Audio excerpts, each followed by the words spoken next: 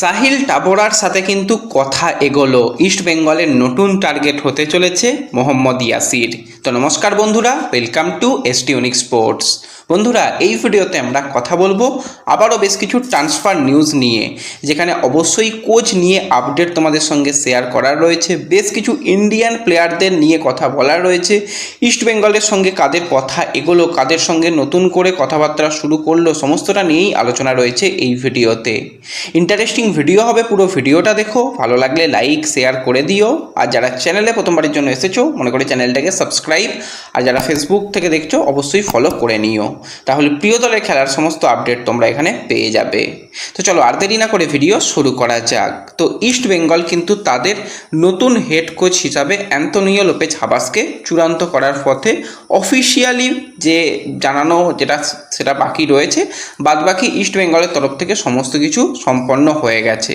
তো কোচ তো অবশ্যই তার পছন্দের একটা সেট অফ প্লেয়ারের লিস্ট ইস্ট বেঙ্গল ম্যানেজমেন্টকে দিয়েছে। এমনকি বিদেশি প্লেয়ারদের ক্ষেত্রেও ব্যাপারটা একই তোমাদের সঙ্গে শেয়ার করেছিলাম। বিদেশি প্লেয়ার নিয়েও আমরা কম বেশি এবার আপডেট কয়েকদিনের মধ্যেই তোমাদের সঙ্গে শেয়ার করব। তো ডোমেস্টিক বেশ কিছু প্লেয়ারকে ইস্ট বেঙ্গল অলরেডি চূড়ান্ত করে ফেলেছে। সেখানে ড্যানিশ ফারুকের মতন প্লেয়ার রয়েছে, সন্দীপ মান্ডি বা বরিশ সিংয়ের মতন প্লেয়ার রয়েছে। তো এই জায়গাতে ইস্ট বেঙ্গল ম্যানেজমেন্টের যেটা মিডফিল্ডের দিকে নজর ছিল, যে আরও বেশি মিডফিল্ডকে শক্তিশালী করা।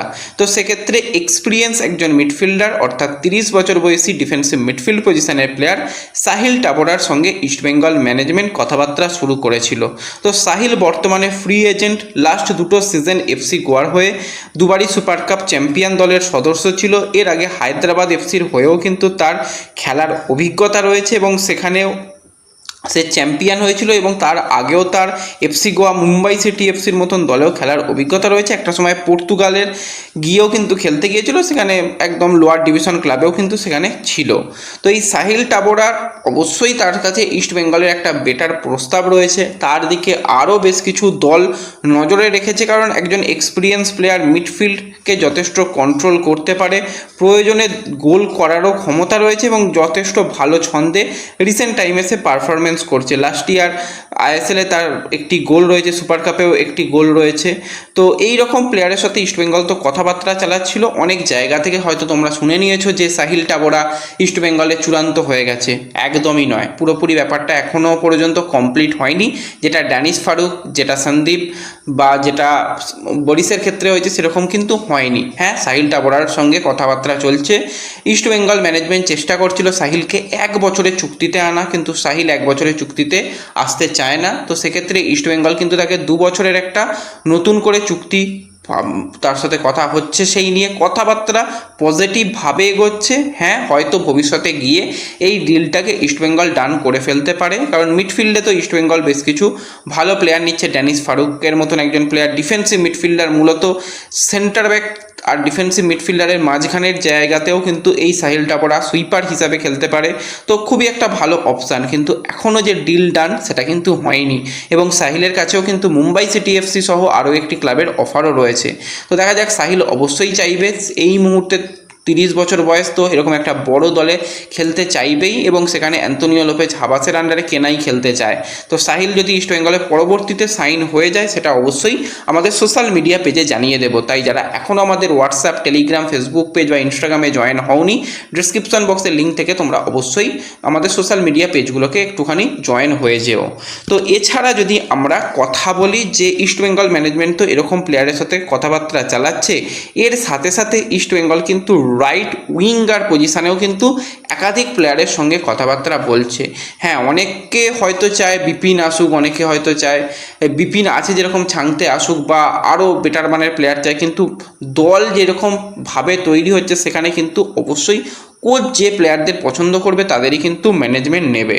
তো সেক্ষেত্রে অবশ্যই অ্যান্তোনিও লোপেজ হাবাসের এই যে একটা ইন্ডিয়ান সেট অফ প্লেয়ার রয়েছে, সেই লিস্টের মধ্যে রয়েছে 28 বছর বয়সী রাইট উইঙ্গার বা রাইট মিডফিল্ডার পজিশনের প্লেয়ার মোহাম্মদ ইয়াসির, যে এফসি গোয়ার সঙ্গে দীর্ঘমেয়াদী চুক্তিতে যুক্ত রয়েছে।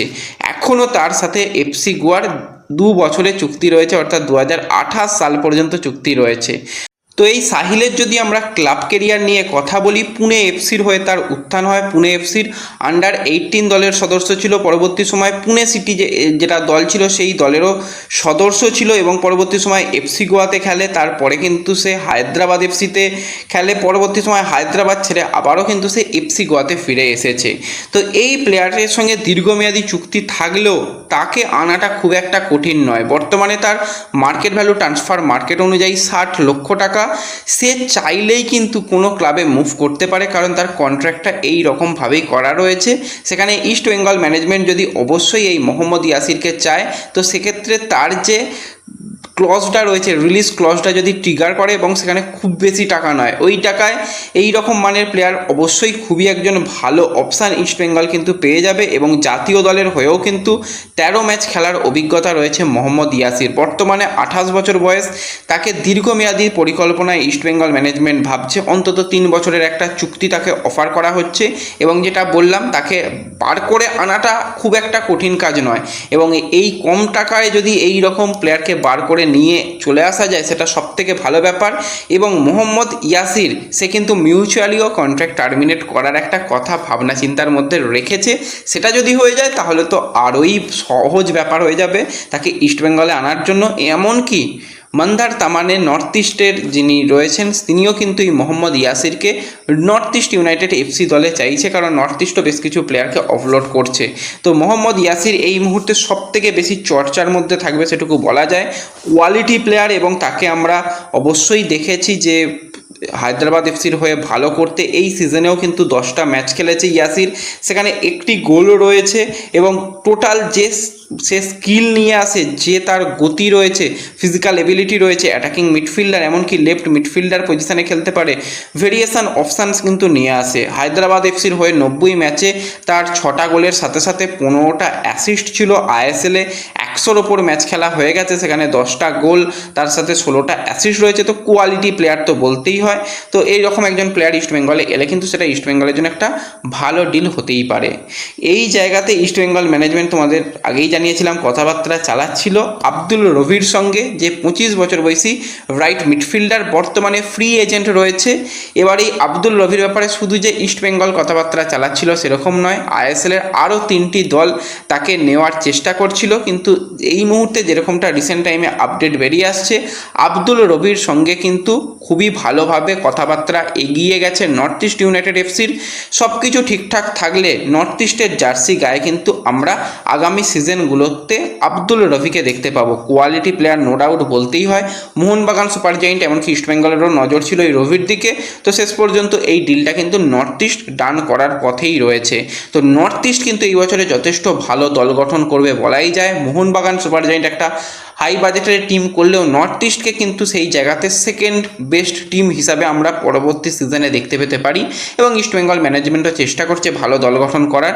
তো এই 3টে দল কিন্তু খুবই ভালো দল গঠন করবে। কিন্তু বেশ কয়েকটা দল নাম করে বলে দিতে পারি, আইএসএলের 5টি দল, তাদের কিন্তু অবস্থা খুবই খারাপ। সেখানে ওড়িশা এফসি রয়েছে, সেখানে চেন্নাইন এফসি রয়েছে, কেরালা ব্লাস্টার্স রয়েছে, আরও 2টি দল রয়েছে, তাদের অবস্থা কিন্তু সত্যি অত্যন্ত খারাপ। এমনকি মুম্বাই সিটি এফসির কথাও বাদ রাখলে হবে না, তাদের দিকেও নজর থাকবে যে তারা কীভাবে পরবর্তী ইয়ারের প্ল্যানিং করে।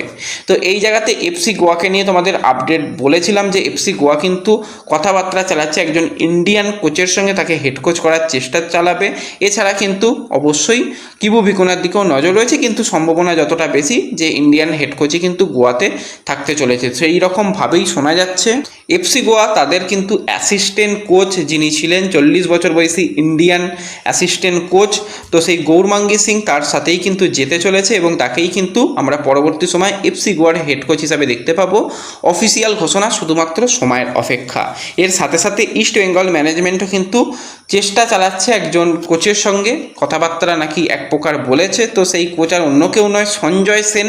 তাকে কিন্তু আমরা পরের সিজনে যদি অ্যান্তোনিও লোপেজ হাবাসের সহকারী কোচ হিসাবে দেখি, অবাক হওয়ার মতন কিছু থাকবে না। অ্যান্তোনিও লোপেজ হাবাস কিন্তু এর আগে আমরা দেখেছিলাম যে এটিকে যখন ছিল, সেই এটিকে দলের কিন্তু একাডেমি ম্যানেজার, এমনকি অ্যাসিস্ট্যান্ট কোচ হিসাবে কাজ করেছে অনেক দিন ধরে, 2020 সাল পর্যন্ত। পরবর্তী সময় এটিকে মোহনবাগানের ইউথ ডেভেলপমেন্টের হেড হিসাবে নিযুক্ত ছিল এবং বর্তমানে সেই রকম খুব একটা কোচিং তাকে করাতে দেখা যায়নি। তো অ্যাসিস্ট্যান্ট কোচ হিসাবে যদি দেখা যায় অবাক হওয়ার মতন কিছু নেই, এটা পুরোপুরি ক্লাব ম্যানেজমেন্ট চাইছে, কারণ সঞ্জয় সেন একটা সময় জানিয়েছিল ইস্টবেঙ্গল যদি তাকে সুযোগ দেয় তো ইস্টবেঙ্গলের হয়ে সব কিছু ভালো করার চেষ্টা করবে। তো সঞ্জয় সেনের দিকেও কিন্তু নজর রয়েছে। এছাড়া কিন্তু আরও একজন ইন্ডিয়ান অ্যাসিস্ট্যান্ট কোচের সাথেও কথাবার্তা চলছে, যাকে কিন্তু অ্যান্তোনিও লোপেজ হাবাসের সহকারী কোচ হিসাবে ভাবনা চিন্তা রয়েছে। তো এই দুজন কোচ লিস্টের মধ্যে রয়েছে। তো দেখা যাক শেষ পর্যন্ত কাকে চূড়ান্ত করে, সেই দিকেও আমাদের নজর থাকবে। তো এই ভিডিওতে এই আপডেটগুলোই শেয়ার করার ছিল।